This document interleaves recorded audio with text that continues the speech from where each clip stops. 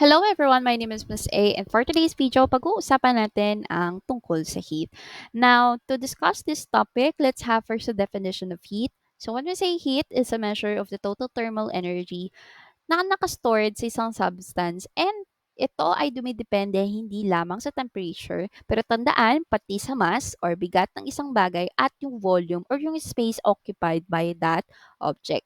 For example, no, if we're going to compare yung or bibigyan kayo ng isang tabo na may tubig at batya na may tubig, parehas yung temperature nila, parehas na puno, pero alin sa dalawa yung mas mataas yung heat? Alright.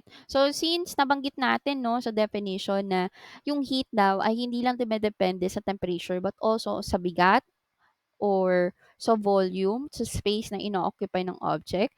So, mas mataas yung heat sa batya kumpara dun sa tabo. That's because 'no, if we're going to compare how spacious it is yung dalawa, mas spacious yung ating batya or mas mataas yung volume nung batya natin kumpara doon sa tinatawag nating tabo. Although parehas sila ng temperature, but still, mas mataas pa rin yung heat sa batya.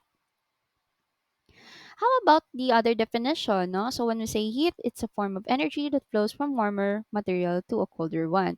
So this flow allows na magkaroon tayo ng tinatawag natin thermal equilibrium. Pag sinabi natin thermal equilibrium, yung temperature later on nagiging equal. Alright? And the diagram that best describe that is this one. So, tandaan, yung movement ng heat is from hot to cold at hindi cold to hot. At nangyayari ito para maabot natin yung tinatawag natin thermal equilibrium kung saan yung temperature ay equal. Now, since the heat flows from hot to cold, ano-ano yung mga paraan para mag-flow yung heat? So, we have your conduction, convection, and radiation. So, when we say conduction, ito ay heat transfer na nag-occur lamang through direct contact.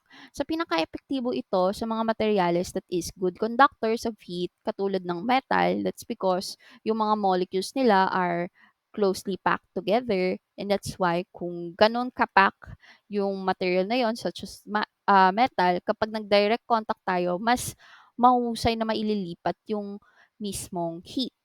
Alright? So, for example, no, meron tayo ditong um, babae na kung saan may hawak ng mug. So, since mainit yung mug, no, paano natin nalaman? It's because yung laman ay mainit rin, may usok, 'di ba? So, yung heat mula doon sa laman ng mug, magta-transfer sa mug. Then, pag ginawa ka ng babae, mararamdaman niya, no, na mainit. Bakit mararamdaman niya na mainit, no? That's because, unang-una, magkaiba yung temperature ng kamay sa mug at isa pa, yung flow ng heat no, is from hot to cold. And this is a direct contact, so this is a conduction type of heat transfer. How about this one sa blue picture natin? So we have here, ang example ng conduction natin dito is yung paghawak ng handle, no, dun sa handle ng pan, right? So the same reason, unang-una, no, direct contact siya. Pangalawa, no, pag hinawakan natin ito, mararamdaman natin na mainit. It's because magkaiba yung temperature ng kamay natin sa handle ng pan at the same time, yung flow ng heat is from hot to cold. Now, how about convection? So, when we say convection, this is a transfer that occurs in the movement of fluids. Tandaan yung tinutukoy natin na movement ng fluid dito ay yung fluid ng liquid or gas. Now, bakit nagkakaroon ng movement yung fluid? That's because, no, sa pagkakaiba ng temperature nila, although it is in the same system. For example, no, yung tubig sa loob ng pan or kapag nagluluto kayo ng masabaw na pagkain, 'di ba? 'Pag na-o-observe niyo 'di ba parang umiikot yung mga pagkain sa loob kapag kumukulo na. Bakit kaya gano'n? It's because nagkakaiba yung temperature nung yung liquid sa taas ng pan kumpara dun sa liquid na nasa baba. Kunyari tubig yon. Okay.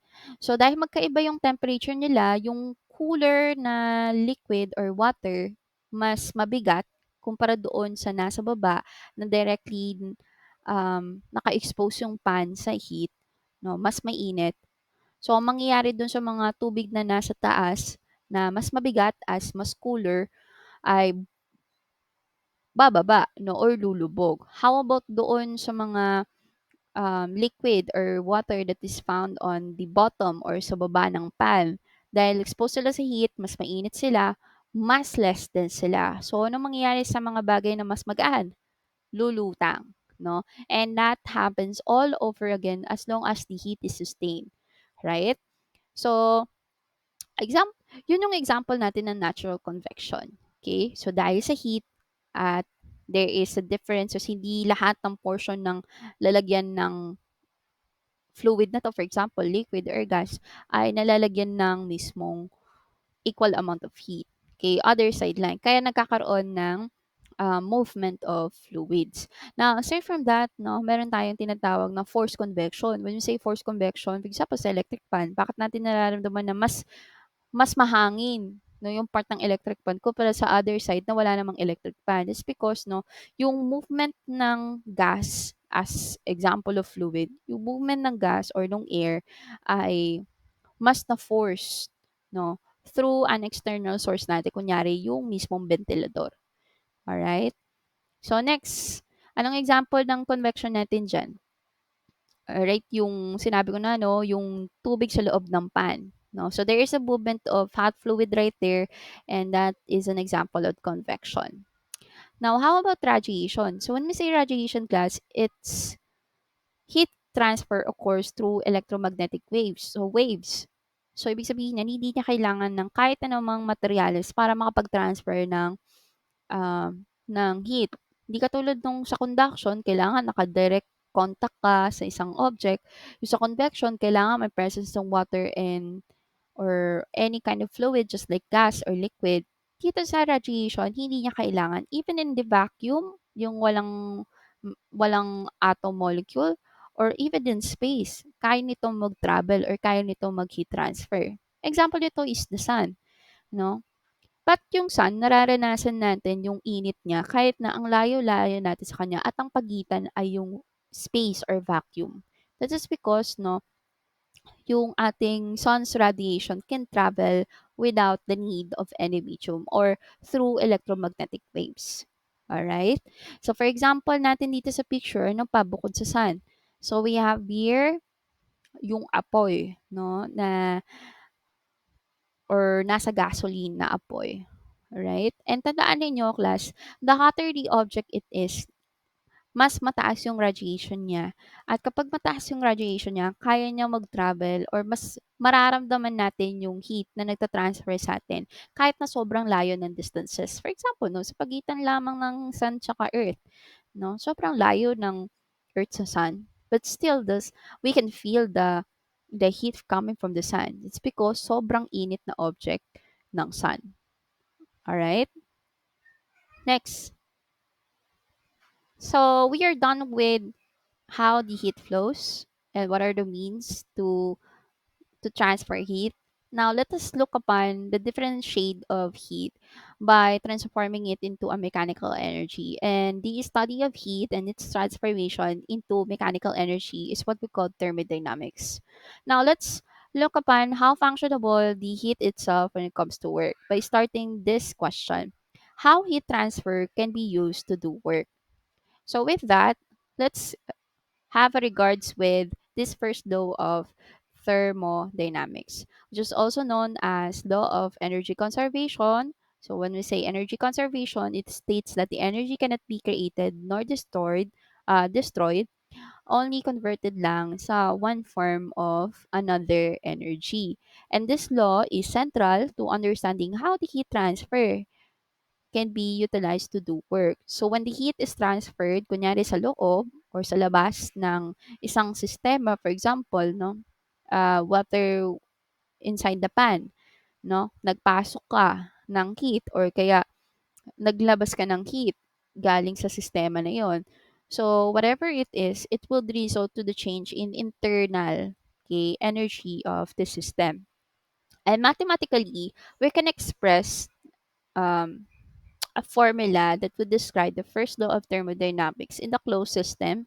Sinabi natin closed system, walang other external factors na makakaapekto sa heat transfer. And this could be expressed as change of U is equals to Q minus W, where the change of U is the change in internal energy of the system. The Q is the heat added to the system, and W is the work done by the system. So let us use this formula in solving this one. Okay. So a certain amount of water is heated in a closed container. During the heating process, 2000 joules of heat are added to the water. If no work is done by the water on its surrounding, calculate the change in internal energy of the water. So, medyo mahaba yung problem, no? Pero kaya nyo, no? Dahil kaunti lang naman yung variables involving the internal energy. Alright? So, let's start writing the given. So, nasulat niyo po ba yung given? You may pause this video so that you can try your understanding about the formula. Okay, so let's start. So, we write the given, do the heat added base do sa ating sample problem to the water, or we standard by Q is equals to 2000 joules. And sabi dito, wala dang work done by the water. So, we have here W is equals to 0. So, we can use the first law of thermodynamics state, which we have the change of U is equals to Q minus W. And with that, nung sabi nga natin, since that there is no work done, or W is equals to 0, the equation simplifies to, so the change of U is equals to Q minus 0, or we just cancel the 0 right there. So we have change of U is equals to Q. Now, substituting the given values for Q, so we have your change of U is equals to 2000 joules. So with that, this indicates that the internal energy of the water ay nag-increase by 2000 joules due to the addition of heat. Now, what is the application of heat transfer through work? No, so isa sa mga application nito is what we call the heat engine. So when we say heat engine, it's the device that nagko-convert ng heat into work. No, it operates class the principle of thermodynamics, no? And particularly, doon sa conversion ng heat into work sa pamamagitan ng thermodynamic cycle na ipapakita ko or nakikita nyo na ngayon, i-explain ko mamaya. So, tandaan, ang heat engine ay visible na sa lahat ng areas or sa environment ninyo, katulad ng mga vehicles, yung cars, etc. There is a heat engine right there. Okay? At ito ay mahalaga sa iba't ibang aplikasyon katulad ng pagbuo ng kuryente, sabi ko nga sa inyo, transportasyon, at yung mga prosesong pang-industriya. Now, so paano ba gumagana yung heat engine? Ang heat engine class ay gumagamit ng tinatawag nating hot reservoir. Now, para ma-imagine ninyo kung ano ibig sabihin ng hot reservoir, isipin ninyo na hot air yan, no, sa loob ng isang cylinder. Then, yung hot air na ito ay gagamitin natin to make the work done. Okay? So, for example, para umikot yung gulong ng isang kotse, kung yun yung function ng engine na iyon, no? At mangyayari lamang yon kapag, no, yung heat na galing sa hot reservoir ay isinupply natin or inaabsorb nung mismong heat engine. Then later on, it will help to do the work done. So, ano mga example nito? For example, no, yung mga engine na yan ay yung mga piston sa sasakyan where the hot air or the mixture of air and the fuel pushes the piston around, and that causes yung crankshaft. Kung hindi nyo pa na-imagine itong piston and crankshaft sa sasakyan, mamaya papakita ko sa inyo. Okay? So, anong kinokos nun? It caused the crankshaft to turn or umikot. At kapag umikot yung crankshaft, iikot rin yung gulong ng sasakyan or automobiles or other parts of the engine. Now, yung pag-ikot ng crankshaft class, ang nagpapaikot, for example, ng gulong ng sasakyan, ay yung work done na tinatawag natin or yung tinutukoy natin kanina na definition ng heat engine na mechanical work. Now, commercial class. Ang tawag naman pala natin dito sa heat absorption na nangyari between the hot reservoir and heat engine to make the work done is what we call the endothermic process.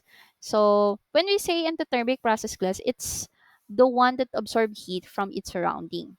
Okay? Which is later, no, would result to the decrease of temperature of the surrounding or magkaibang temperature from the surrounding and then the inside of such chamber or cylinder. Kunyari, sa loob ng hot reservoir natin. Pero tandaan natin na yung endothermic process class, baka isipin ninyo na ito ay sa heat engine lang, 'no? So, ito ay nangyayari din sa ibang bagay at puwedeng maranasan sa iba pang bagay tulad ng for example, 'pag nakita natin nagme-melt yung butter, 'di ba? Bakit nagme-melt yung butter? Puwede naman mag-stay forever as a butter, solid butter.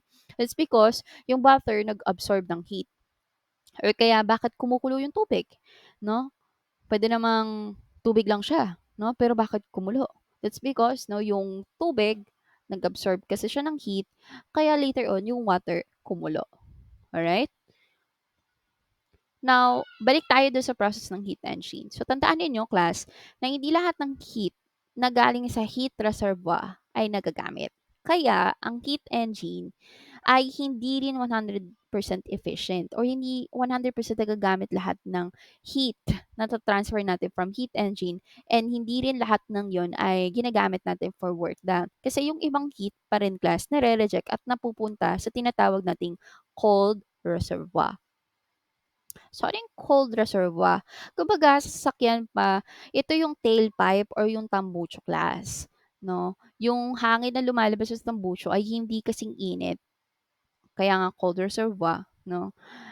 Nung sa mismong mga cylinders, during the internal combustion or yung mga binanggit ko kanina class, sa process ng hot reservoir. So, another commercial, no? So, sabi nga natin, reject or nag-release ng heat. Now, ang tawag naman natin class sa process na ito ay tinatawag nating exothermic process. So, hindi ko lang nalagay, no? Exothermic process. Pag sinabi natin exothermic process class, it is the one that releases heat into the surrounding, resulting to the increase of temperature to the surroundings, no? Kaya kung mapapansin nyo sa sobrang daming usok, or sobrang, kunyari, sabay-sabay na vehicle yan, sabay-sabay nagbuga ng, ano nila, usok hindi lang mausok, kundi mainit rin, 'no? That's because yung binubuga ng tumbucho is heat rin, yung form of heat. At katulad ng endothermic process class, ang exothermic process ay puwede ring mangyari, 'no, sa ibang bagay katulad ng heat engine. For example, bakit tayo nakakabuo ng yelo, 'no? That is because when the water, 'no, releases heat energy to its surrounding, later on it will be formed into solid. And that is an exothermic phase change ng water for it to be a yellow. Alright? Now, so we have also, no, sabi nga natin, heat engine. Now, there are heat engines na kung saan nangangailangan ng combustion to generate steam or other working fluids natin and later produce work in a system. And we call it as combustion engine. So when we say combustion engine, it's a type of heat engine where the combustion of fuel takes place internally, typically within a combustion chamber. Meron ding other type ng combustion na kung saan ay hindi sa combustion chamber nagkakaroon ng um, directly ginagamit yung heat. So this combustion generates heat which is converted into mechanical work to perform useful task. So we have, sabi ko nga, meron tayong types of combustion. Okay? Or combustion engine. So number one is external combustion engine. So it is an external combustion or external. Bakit external? Because the combustion of fuel occurs outside the engine and typically in a separate boiler. Okay? So the heat generated from the combustion of fuel is used to produce steam. Okay? Which is then directed into the engine cylinder where it expands and perform work on a piston or turbine. For example, sa steam engine class, no? Yung mga klase ng train before, no? Nakikita natin sa mga old films. So, paano ba gumagana yon? No? We call them as steam engines or gumagamit sila ng steam engines. Now, ang steam engine class, so from the word itself, steam meaning pinapagana ito ng steam. Now, para magkaroon ng steam, kailangan meron kang separate na lalagyan na kung saan mag-i-start yung init. And yung init na yon, okay, ay mangyayari through pagsusunog, no? Pagkukombust ng fuel, kung fuel man yan, or kung mga old times pa yan, may makikita tayo sa mga movies na nagsusunog ng kahoy. Alright? So, that is from number one, yung nakikita nyo dyan. Now, yung init, yung mainit na hangin na yan, na galing sa combustion side, o sa boiler, no? Ang mangyayari, dadaan yan dyan sa tube na tumatagos or dumadaan do'n sa blue na portion na nakikita niyo diyan sa screen. Yung blue na portion na 'yan class, tubig 'yan. Na pagka yung mainit na air coming from the, combustion side, sinusunog mo yung fuel dun, dadaan dun sa tube na 'yan.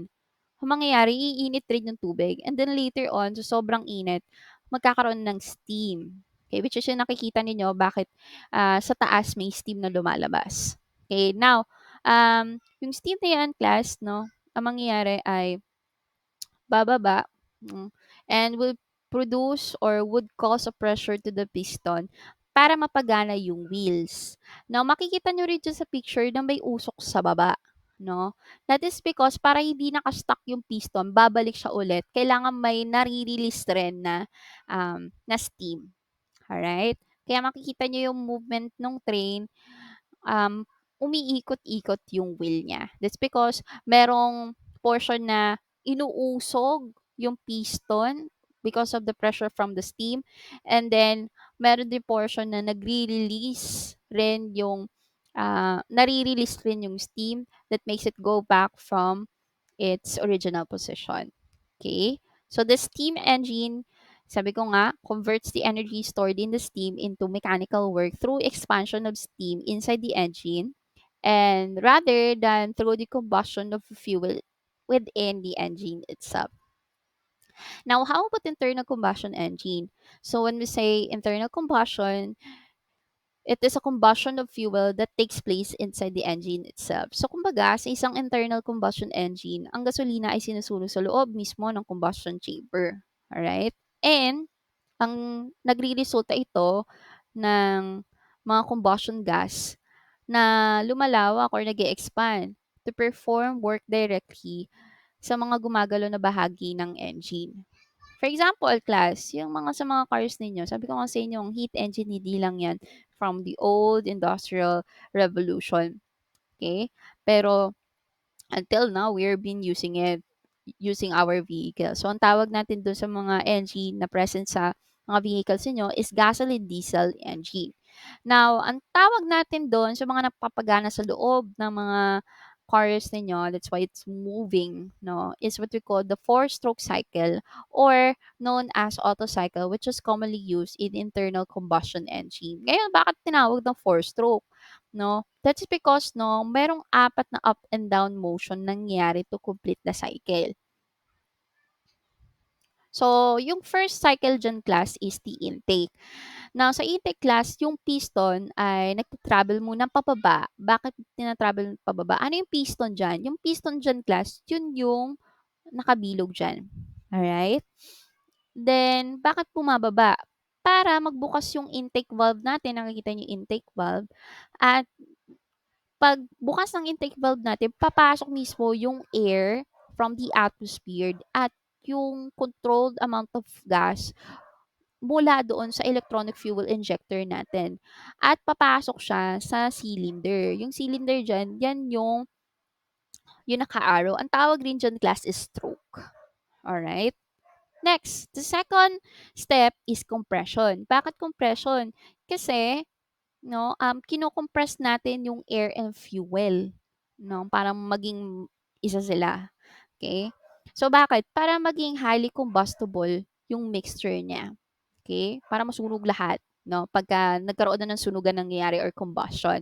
Now, that combustion would happen to the third step, which is the power. So, paano magkakaroon ng masunog yung fuel dyan, the mixture of fuel and air. So, through spark plug na tinatawag. So, yung spark plug class, it will spark, then fires up yung mismong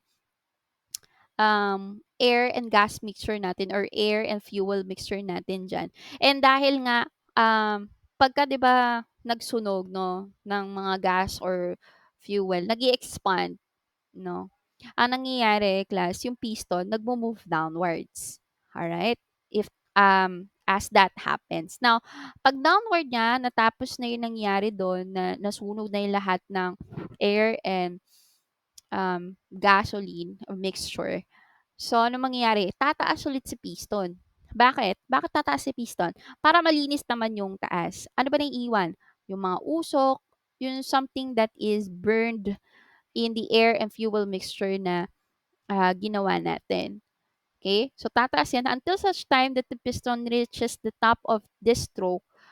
And then, ulit, bubukas ulit yung intake valve natin. And then, after that, the cycle begins all over again.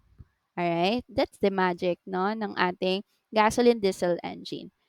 Now, we are done with what we call heat transfer going to work. Now, let's let's have this how work involves the release of heat. Our example for this one is refrigerator, no? So in refrigerator, the work involves the release of heat as part of the cooling process. So ito yung um well actually no, mukha siyang kabaliktaran ng naiisip natin sa refrigerator dahil we know that the refrigerator siya yung nagpapanatili nung lamig sa loob. But they actually remove the heat glass mula doon sa loob kaya siya lumalamig. Alright? So, bago natin discuss kung paano nag-work yung refrigerator, let's have this one. So, we have your expansion device, the first one. And of course, meron dyang refrigerant. That is a liquid na nagiging dahilan bakit lumalamig yung refrigerator. Next, we have your evaporator coils, compressors, and condenser coil. Now, paano ba nag-work no, yung itong refrigerator? So, from expansion, yan, nakikita niyo number one. So, from expansion device class, the refrigerant ay nag start na mag-flow dyan. Pero, there is a sudden drop ng pressure mismo sa ating refrigerant na nagiging dahilan bakit naging malamig ito and turn into gas. Now, kapag turn into gas na siya, pupunta naman siya sa evaporator coil natin na nag-a-absorb at inaalis yung heat na galing sa mga bagay na nasa loob ng refrigerator. Kung mapapansin niyo class 'no, sa loob ng refrigerator lagi yung freezer, chiller ba yun, nasa taas, nasa tuktok ng refrigerator 'no. This because the placing also of evaporator coil usually is nasa tuktok. Mas malamig diyan kumpara doon sa other parts. Now, pagkatapos nito, hahatakan ng compressor yung refrigerant kasi tapos na yung function niya, eh, nakaikot na siya sa lahat ng parts ng evaporator coil, 'no. So, hahatakin siya ng compressor, then ang gagawin niya 'pag nakarating na yung refrigerant dun sa compressor, i-release nito yung temperature ng refrigerant and also the pressure, making it na magiging hot, high pressure yung ating refrigerant gas. Then after that class 'no, dadaloy ito sa condenser coil na nasa likod ng refrigerator niyo, yung mukhang isaw sa likod, habang dumadaloy ito sa condenser coil natin, 'no. Mapapansin ninyo yung mukhang isaw na yan sa likod ng ref ninyo ay mainit, pero 'pag binuksan niyo yung loob ng ref, malamig, 'no. That's because diyan, tawag natin diyang condenser coil, is nire-release naman nito yung heat para mag-cool back ulit yung refrigerant natin into liquid until such time na pumasok ulit ito sa expansion device, then uulit-ulit yung cycle. Alright? Yun rin yung dahilan bakit nga mainit yung likod ng refrigerator nyo. So, this continuous class na cycle of expansion, evaporation, compression, and condensation allows the refrigerator to remove the heat from its interior and release it into the surrounding of the environment. Okay? So, keeping the contents of the refrigerator cool. And that's how the work releases. Alright? So, hope you understand the topic and good luck everybody. Goodbye.